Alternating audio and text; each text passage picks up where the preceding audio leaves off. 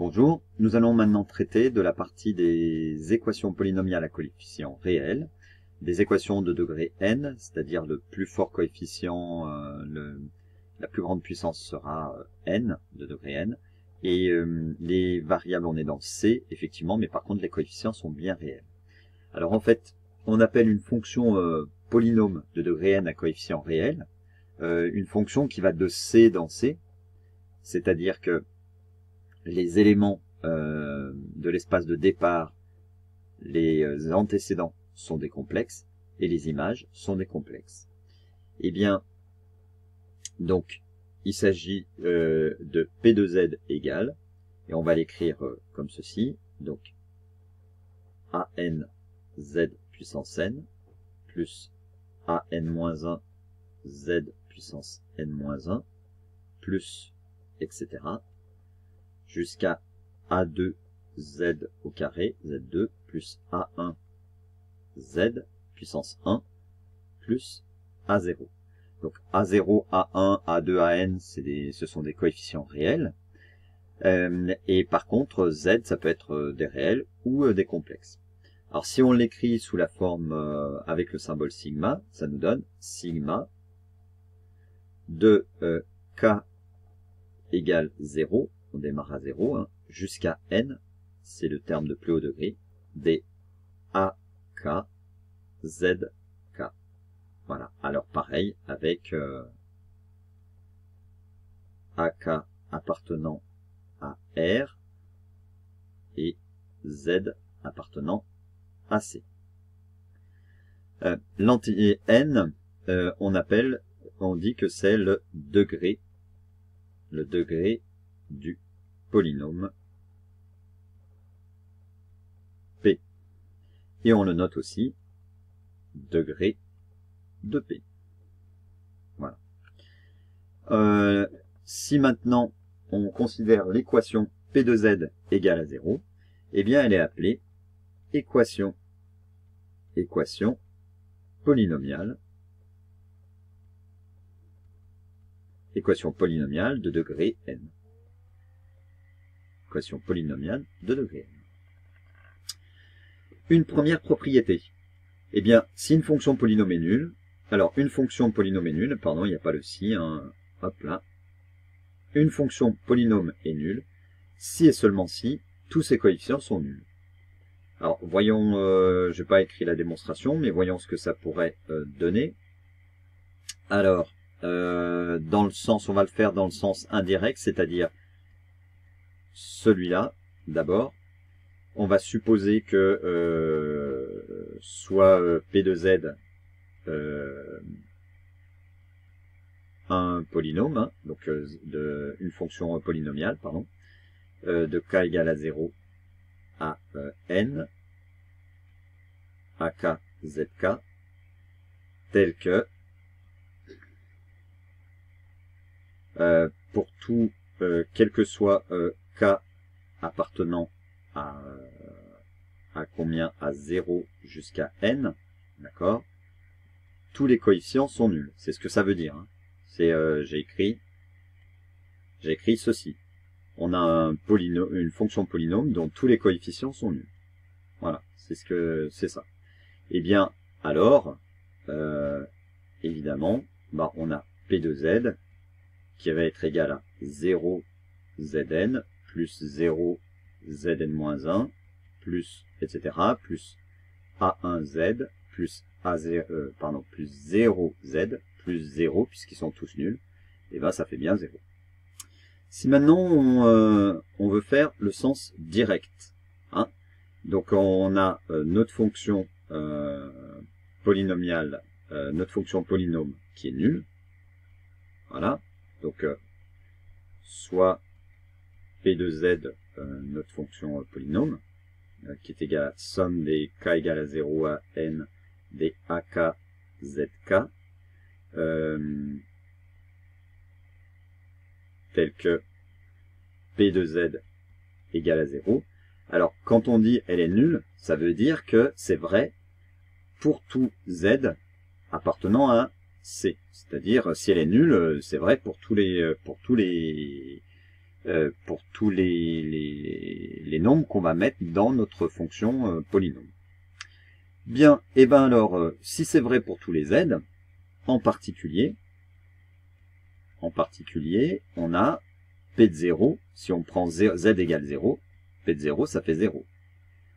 Or, P de 0, c'est quoi? C'est AK fois 0 puissance K, plus AK-1 fois 0 puissance K-1, plus jusqu'à A2 fois 0 au carré, plus A1 fois 0, plus A0.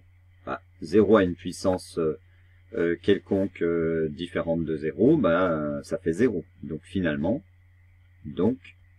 A0 est égal à 0.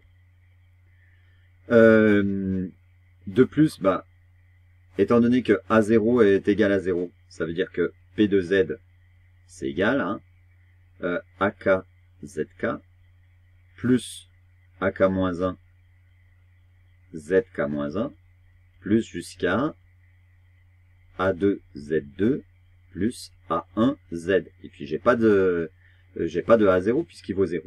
Je peux factoriser par Z. Donc ça fait Z facteur de A1 plus A2 Z plus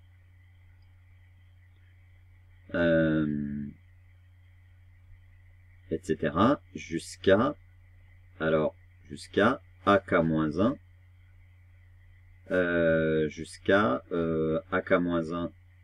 Z K-1 et AK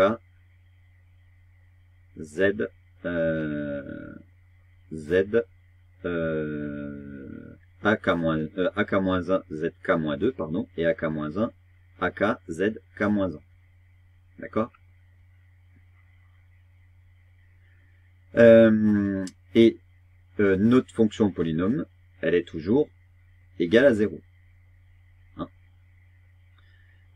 Alors, soit z est égal à 0, mais ceci dit, c'est vrai pour tout z, donc ça implique pas que z forcément soit égal à 0. Hein.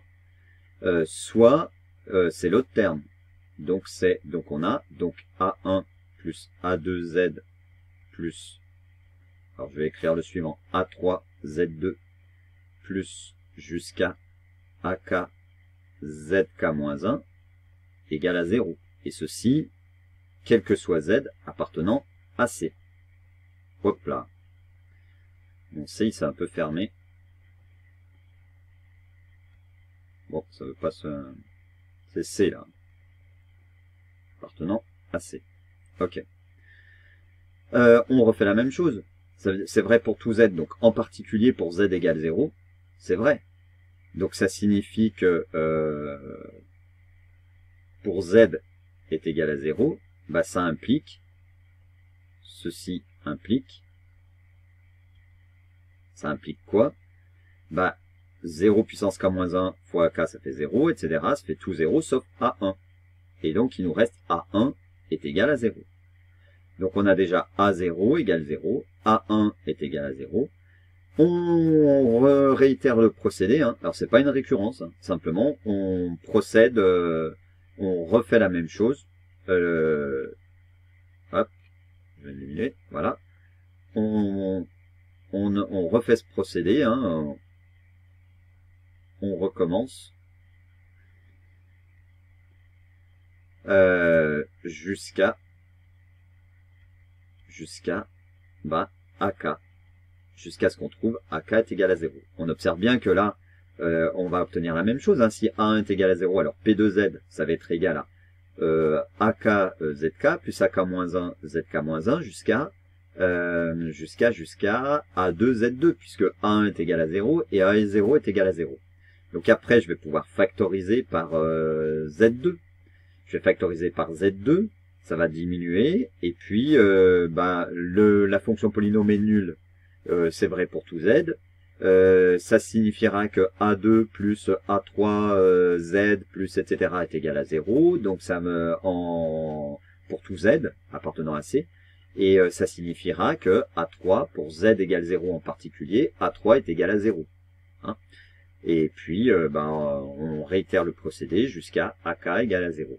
Et au final, finalement, eh bien, puisque tous les coefficients, on va trouver tous les coefficients nuls, alors P de Z sera bien égal,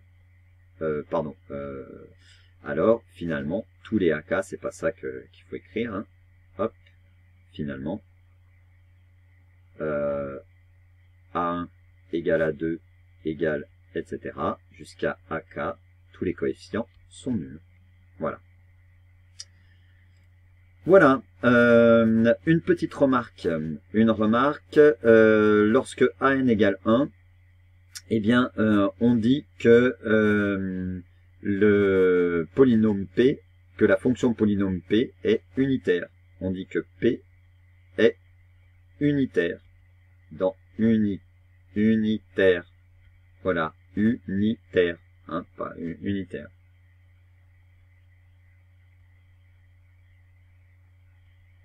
Unitaire. Ok, dans unitaire, il y a le mot 1. Voilà. Une définition maintenant.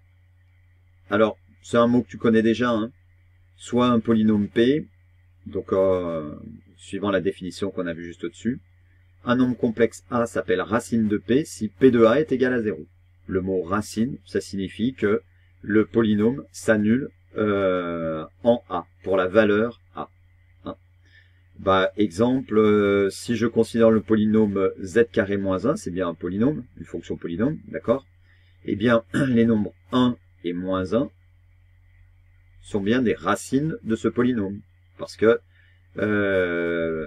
si ce polynôme il s'appelle P de Z, P de 1 est égal à 0 et P de moins 1 est égal à 0.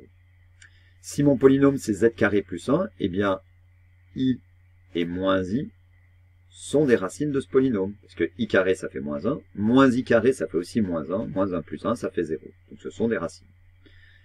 Si on regarde le polynôme Z4 moins 1, eh bien les racines, ça va être 1, moins 1, I et moins I. D'accord? 1 puissance 4, ça fait 1, moins 1 puissance 4, ça fait 1, moins 1. I puissance 4, ça fait 1, et moins I puissance 4, ça fait aussi 1. Donc, on a bien 4 racines de ce polynôme. Voilà. Passons maintenant au premier théorème. Alors, soit Z et A deux nombres complexes, eh bien, on va voir une factorisation de Z puissance n moins A puissance n. Eh bien, pour tout entier naturel non nul n, d'accord? Donc ça se dit aussi appartenant à grand N étoile, d'accord? Ou eh bien encore n strictement positif appartenant à grand N. Eh bien, on va montrer que Z puissance n moins A puissance n, c'est Z moins A facteur, donc multiplié par la somme, et là je vais avoir un polynôme, de k, une fonction polynôme, k égale 0 à n-1, des a puissance k, z puissance n moins n-1 moins k. Voilà, on va démontrer ça. En fait, ça veut dire que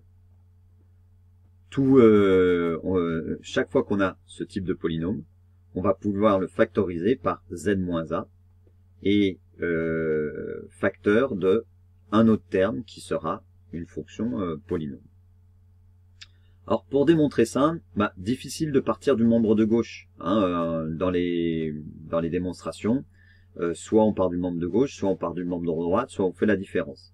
Ici, on va partir du membre de droite, on a un peu plus à faire. La première chose qu'on peut faire, c'est développer.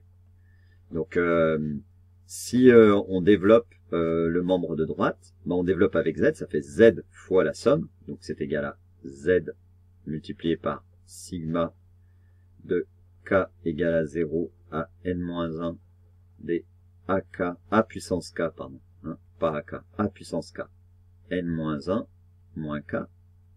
Et puis après on développe avec a, donc moins a, facteur de somme de k égale à 0 à n-1 des a puissance k z puissance n-1 moins k. Ok. Regardons ce que fait ça là. A puissance k, z puissance n-1 moins k.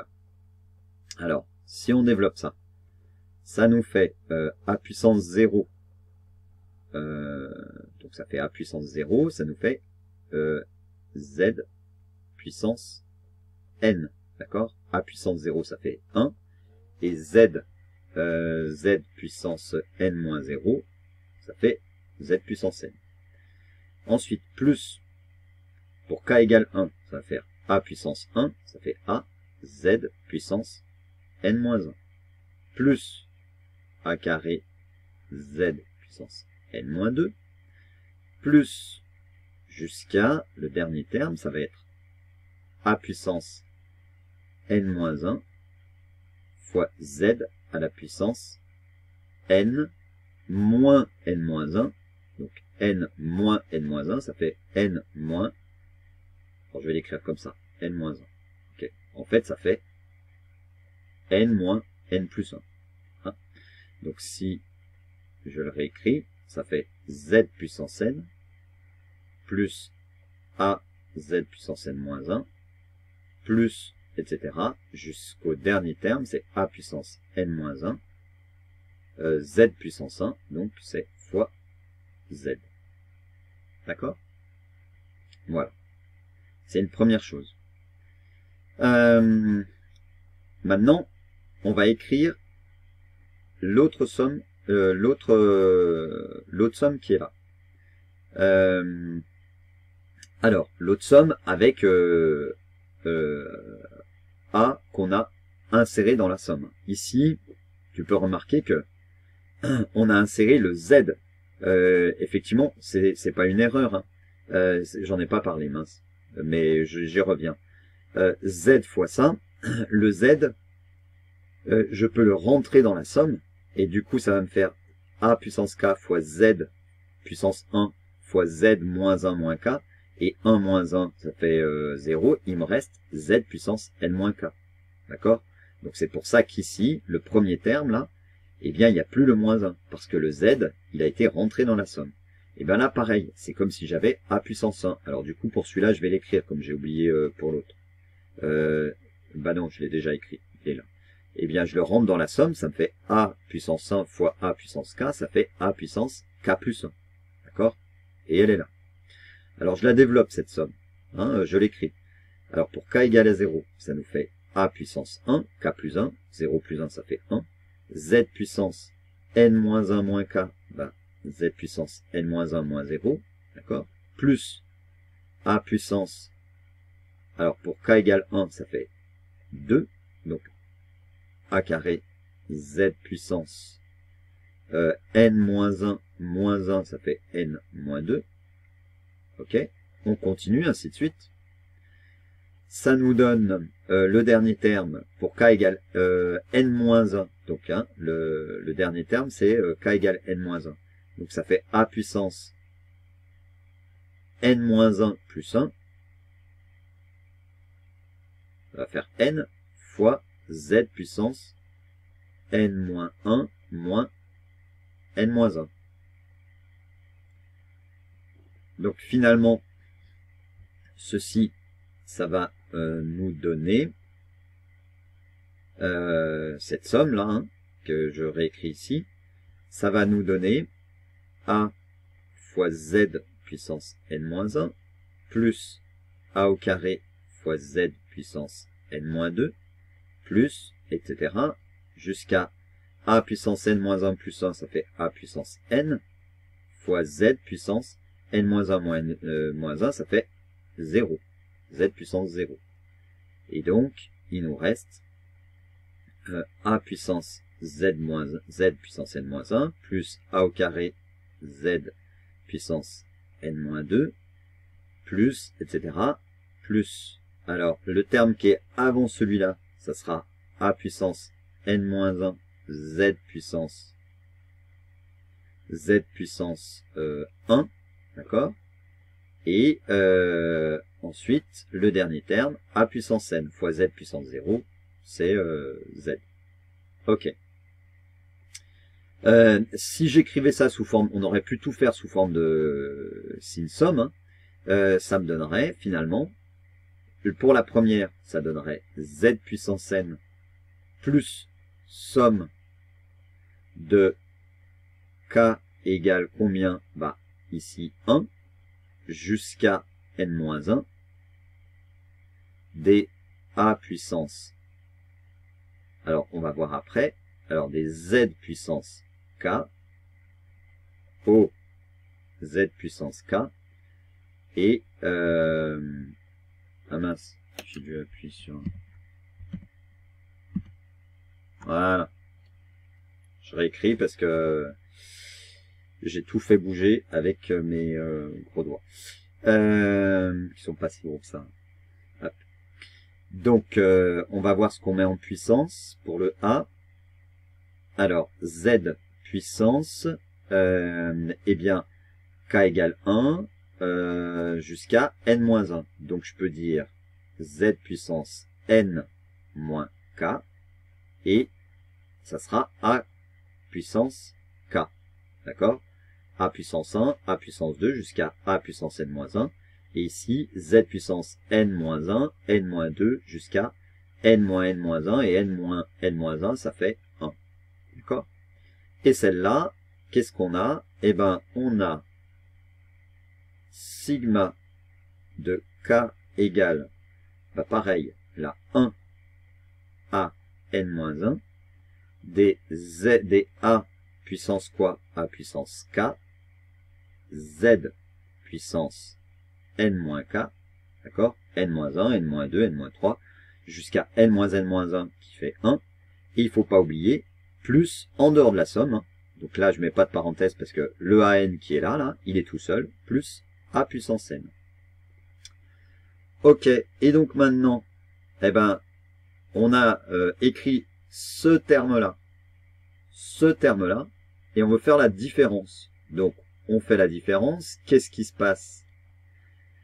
Il se passe que quand je fais la différence, oh, pardon.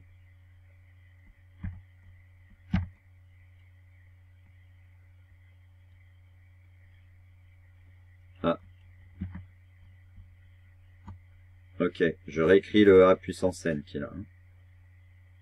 Voilà.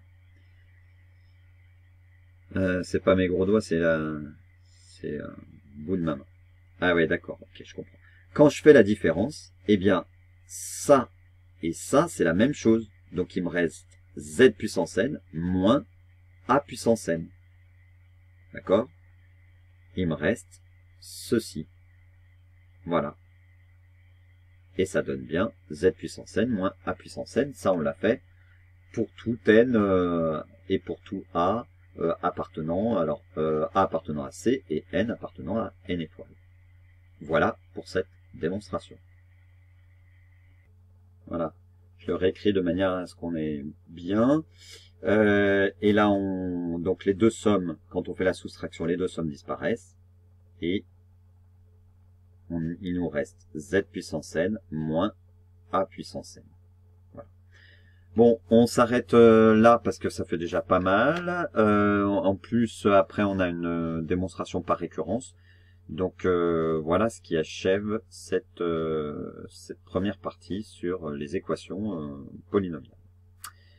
Reprends là, c'est vrai que ça nous a fait manier les symboles sigma, voilà, mais c'est pas très très compliqué ensuite, hein, comme raisonnement. Allez, à bientôt et bon courage pour reprendre tout ça.